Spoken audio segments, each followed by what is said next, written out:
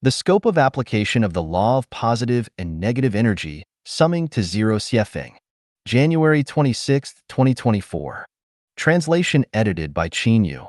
While exploring the origin of the universe and the balance of cosmic energy, especially the principles of natural law, the mechanism of nature, and the principle of justice in Tao, I discovered this law, namely, the sum of positive and negative energy is zero. If there is a positive universe, there is a negative universe. If there is positive energy, there is negative energy. If there is a positive electron, there is a negative electron. If there are people, there are anti-people. If there are gods, there are demons. If there is heaven, there is hell, etc. This law indicates that what is given and what is gained are equal, or in other words, giving plus gaining equals zero. This law is the balance mechanism of the universe, ensuring that the development of anything does not go to extremes.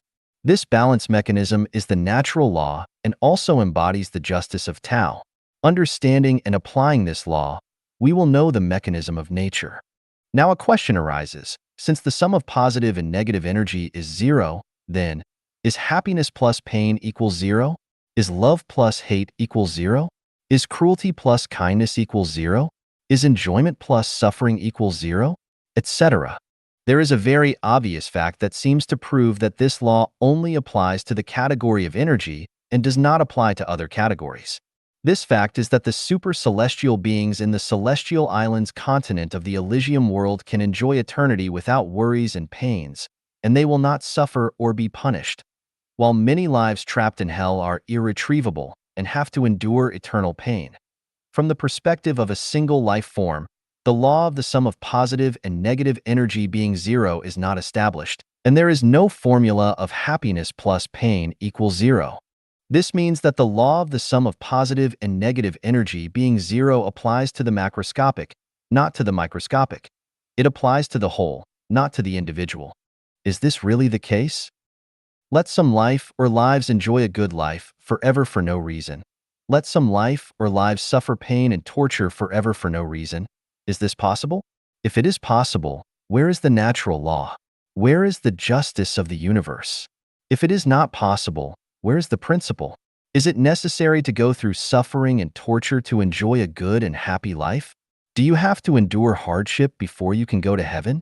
What I know and understand is that the law of the sum of positive and negative energy being zero applies to all fields, both macroscopic and microscopic, both the whole and the individual. There is no unprovoked blessing to enjoy, and there is no unprovoked sin to suffer. If you want to enjoy the benefits of heaven forever, you must meet the standards of heaven for life. This standard mainly depends on the following three items.